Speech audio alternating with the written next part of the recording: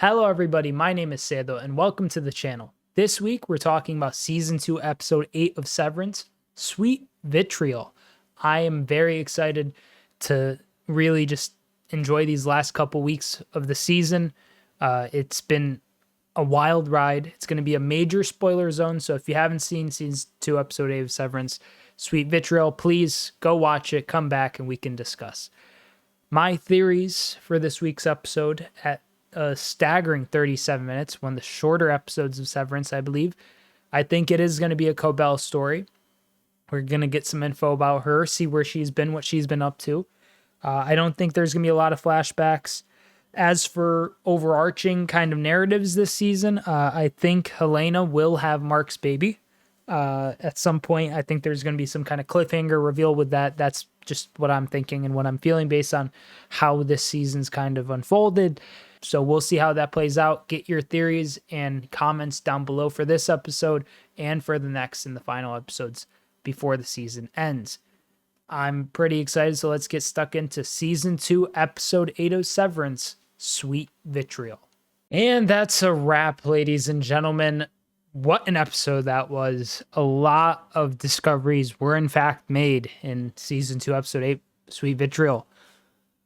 Where to start? Let's start at the top. Episode starts, Harmony Cobel entirely focused on her, like I predicted and like a lot of people had expected. Get into Salt's Neck, her hometown, where she got her first job working in an ether factory that was owned by Lumon. She met Hampton at the time, who seems to be a long-lost romantic interest of hers. And the whole episode's just about her trying to come to terms with her own past, with the fact that, you know, she is kind of breaking away from Lumon, even though she was super dedicated to Lumon for so long. Effectively brainwashed since she was part of the Myrtle Eagan School for Girls. She was a Wintertide Fellow like Miss Huang. So she was deep into Lumon.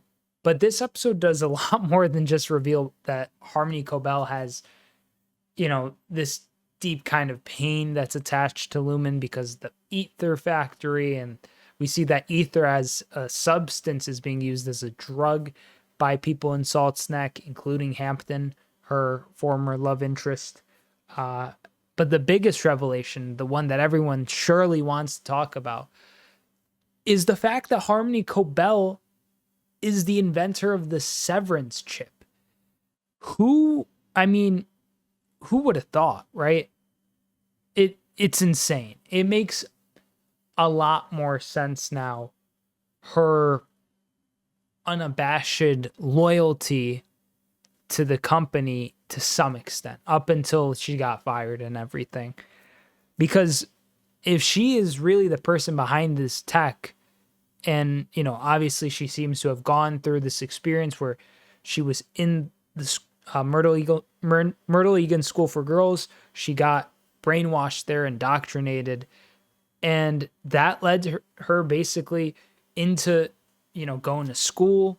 She missed her mother's death, according to Sissy. There's a lot to unpack. The implications kind of reinforce the theories of Kier Eagan being this total, like, you know, for lack of better terms, snake oil salesman, total fraudster and con man.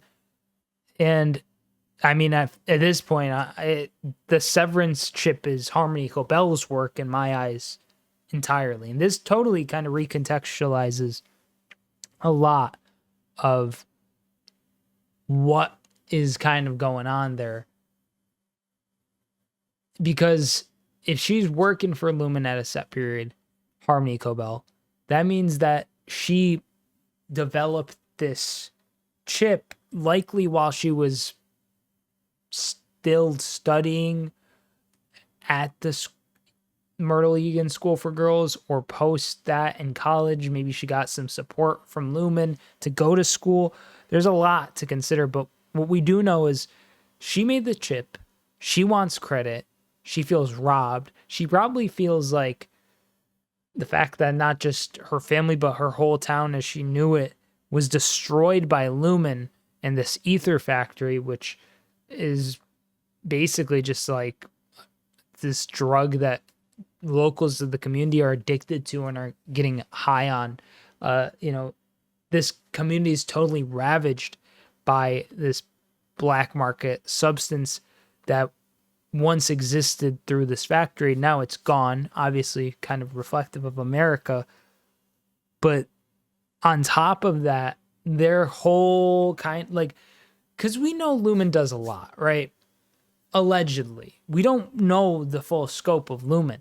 And the timeline has been really wonky this whole series intentionally. But it puts us at a point where we begin to ask, she said that she made the Severance chip, she made the overtime protocol, she made the Glasgow block. Like, if that's all true, which we have no reason to believe it's not, because she has the official kind of blueprints, then all in all, like, what is lumon? Like, what are they really? What else do? They do OND and 3D print stuff, like weird cards to give to Gemma to like research and study. Lumon has very bad vibes always, but even more so now because it just feels like a house of cards. It feels like a totally, I don't even know, it feels like a charade entirely. Before, there's this thought process of like, okay, like they have the tech, they have a lot of levels, they're doing a lot of stuff, but if Harmony Cobel made the Severance chip, then it can't be like I don't know. I feel like it totally skews my whole perception on how competent lumon are. They might have leverage over Harmony Cobel because they had once brainwashed her and, they're trying to kind of like rein her in that way. But this is going to be an explosive finale, I think, these final 2 episodes. My theories on how things will play out. So as we've seen at the end of the episode, finally, we see Harmony Cobel pick up the phone from Devin, who, in fact, was calling Harmony Cobel. I had thought maybe she didn't end up doing it at the end of episode 7 because in Shikai Bardo, I just kind of felt that she was just waiting around hoping that Mark would come to, and he did. But clearly she was panicked, and once Ragabi dipped, she was like, okay, I'm just putting all my eggs in the Harmony Cobel basket. Eventually she does pick up. She gets Mark on the phone and tells him to tell her everything. So clearly, to me, I think that we're at a point where Harmony Cobel is officially on the side of the innies. I hope. I mean, she made the Severance procedure. She had developed the chip, but she also has always had this kind of like strict, very kind of disciplinarian approach to the innies. But it makes sense, like, if she is like this kind of genius inventor who made the Severance chip, if she's this like hyper analytical, intelligent, like scientist type, for her to be so kind of cold and calculated towards the innies, it kind of fits and it tracks. It's just how, like, what does she want out of it? She wants credit for the Severance procedure and the chip and the tech. Sure, like, I get there's probably like a lot of money behind this, but it's also like something that clearly the innies and some of the outies, like, there's like a lot of ethical and just moral questions that are going to be asked, even from inventing the chip and being the proprietor and creator of it. So I don't know if she really wins, like, because if she does get, like, Harmony Cobel, this is if Cobel gets the, praise and notoriety, and she gets the IP and secures the patent for the Severance tech, she's probably going to be hated by a lot of people, which I don't know if she cares about, but it's not like she has the resources of a Lumen. It's not like she has the scope and seemingly broad reach of a company like that. So to me, I don't know. I just feel like she's going to go full like destructo mode. You know, she's just going to crash out to epic proportions.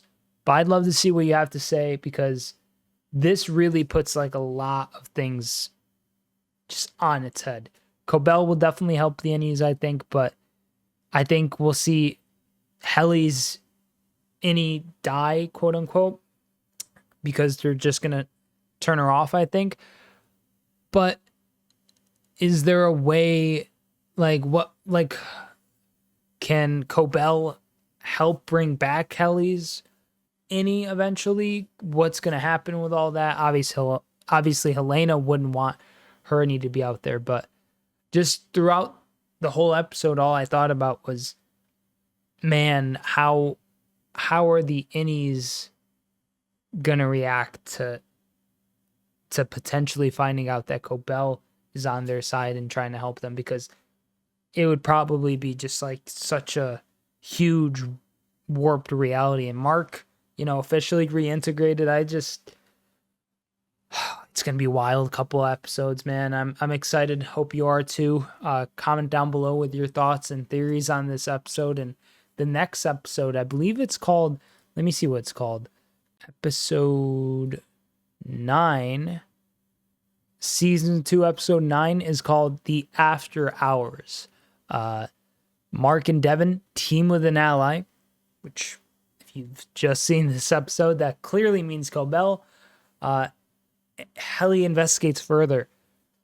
This is where things get tricky, because we saw with Gemma how when Gemma had effectively gone from the testing floor to the severed floor, she went back to Miss Casey, and when she walked forward towards Milchick, it basically just foiled her plans immediately.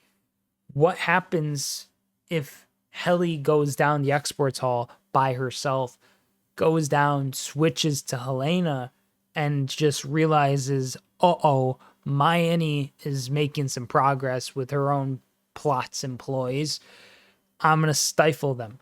And maybe that's what leads to Helly, like, dying. Innie Helly, that is, because I think Helena wants none of that. So we'll see how it plays out. Hope everyone's doing well. Subscribe if you're new, and if you enjoyed the video, like as well if you enjoyed, because that really does help the video and the algorithm. And comment down below with your theories and thoughts. I'd love to hear what you guys have to say. I'm Sedo. Hope you enjoyed. See you in the next one. Peace.